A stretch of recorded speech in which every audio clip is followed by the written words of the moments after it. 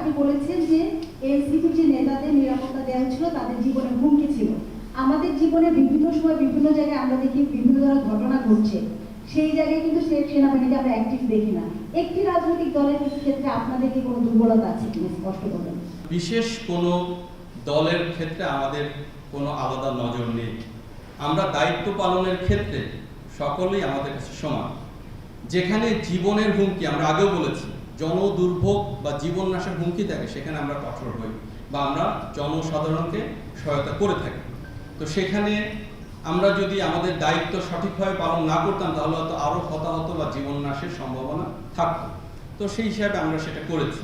আমার প্রশ্নটা হচ্ছে যে আগামী জাতীয় সংসদ নির্বাচনের বিষয়ে প্রধান উপদেষ্টা প্রেস শোতে জানাচ্ছেন যে 60,000 সৈন্য মোতায়েন করা হবে। তো মানে অবাধ সুষ্ঠু নিরপেক্ষ নির্বাচনের জন্য 60,000 সেনা সদস্য যথেষ্ট কিনা? আচ্ছা, দেখুন, আমরা এটা আপনি যেভাবে দেখেছেন পত্রিকায় বা মিডিয়াতে এসছে, আমরাও দেখেছি। তবে যেহেতু আমরা সরকারিভাবে কোনো নির্দেশনা এখনো ইলেকশন কমিশন বা সরকারের কাছ থেকে পাইনি, তো এ বিষয়ে আমি এখন কোনো মন্তব্য করব না। তবে এটুকু বলবো যে আমাদের একটা প্রিপারেশন আছে। আমরা যখন সরকারিভাবে নির্দেশনা পাবো তখনই আমরা পরিকল্পনা করব যে আমরা কতটুকু ফোর্স আমরা এই ইলেকশনের সময় মাঠে নামাতে পারবো। গোপালগঞ্জ ইস্যুতে কি স্পষ্ট জানতে চাই, যেটা স্বরাষ্ট্র উপদেষ্টা বলেছেন গুলি সেনাবাহিনী করেছে, ওইটা নিয়ে সংবাদ প্রচার হয়েছে, আপনি দেখেছেন কিনা আমি জানি না। পাশাপাশি যদি বলি, স্বরাষ্ট্র উপদেষ্টা উনি একটা ছবি আমরা সামাজিক যোগাযোগ মাধ্যমে দেখেছিলাম যে তিনি পুলিশ ওখানে কি নির্দেশনা দিলেন সেটি তিনি এখান থেকে মনিটর করছিলেন।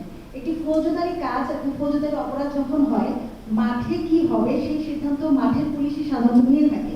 তো স্বরাষ্ট্র উপদেষ্টা যখন এখান থেকে সেরকম একটি ছবি সামাজিক যোগাযোগ মাধ্যমে ভাইরাল হলো, তিনি নির্দেশনা দিয়েছেন পুলিশ কি করবে, এরপরে তিনি বললেন যে সেনাবাহিনী গুলি করেছে। এই জায়গাটা একটু স্পেসিফিক করবেন যে আসলে দায়টা কেন একজন আরেকজনকে দেওয়া হচ্ছে।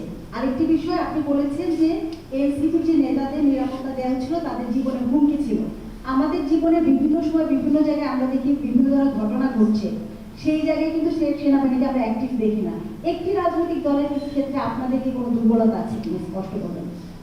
আচ্ছা, আপনার প্রথম প্রশ্নের উত্তরে বলছি, গোপালগঞ্জে কি হয়েছিল সেটার সত্যতা বা সত্য ঘটনা উন্মোচনের জন্য বা উদ্ঘাটনের জন্য একটি তদন্ত কমিশন গঠন করা হয়েছে। আপনারা জানেন, সম্মানিত রিটায়ার্ড বিচারকের অধীনে একটি তদন্ত কমিটি গঠন করা হয়েছে এবং আমরা আশা করি এই তদন্ত কমিটি সঠিক এবং সত্য ঘটনা উন্মোচনে সক্ষম হবে। আর আপনার দ্বিতীয় প্রশ্নের উত্তর বলবো, আমরা আসলে বিশেষ কোনো দলের ক্ষেত্রে আমাদের কোনো আলাদা নজর নেই। আমরা দায়িত্ব পালনের ক্ষেত্রে সকলেই আমাদের কাছে সমান। যেখানে জীবনের হুমকি, আমরা আগেও বলেছি, জনদুর্ভোগ বা জীবন নাশের হুমকি থাকে, সেখানে আমরা কঠোর হই বা আমরা জনসাধারণকে সহায়তা করে থাকি।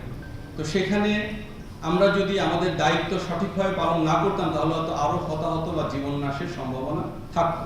তো সেই হিসাবে আমরা সেটা করেছি। আর আপনি পুলিশ হেডকোয়ার্টারের কথাটা যেটা বলেছেন, আসলে এটা যেহেতু একটা আলাদা ফোর্স, পুলিশ এই বিষয়টা বলতে পারবে, সেই বিষয়ে আমি কোনো মন্তব্য করতে চাচ্ছি।